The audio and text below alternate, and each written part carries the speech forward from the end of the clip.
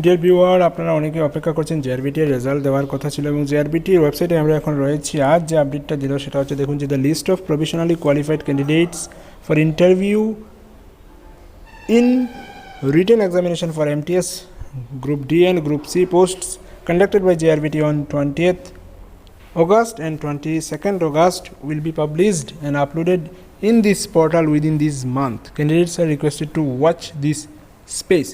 তার মানে আজ অবধি কিন্তু রেজাল্টটা দেওয়া হয়নি এবং বলা হচ্ছে যে এই মাসের মধ্যেই রেজাল্টটা দিয়ে দেওয়া হবে।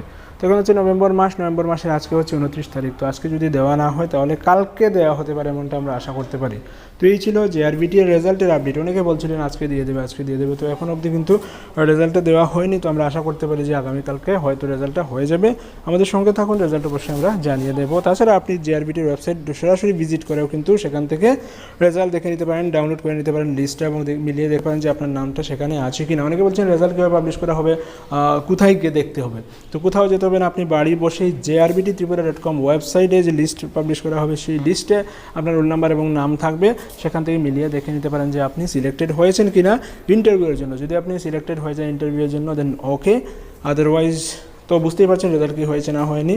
তো কালকে হয়তো রেজাল্ট দেওয়া হবে। রেজাল্ট দিলে আমরা অবশ্যই আপনাদেরকে আপডেট জানিয়ে দেবো। সেজন্য অ্যাসাইনমেন্ট টিউটোরিয়ালের সঙ্গে থাকুন। আজ ছিল এই আপডেট। ধন্যবাদ সবাইকে।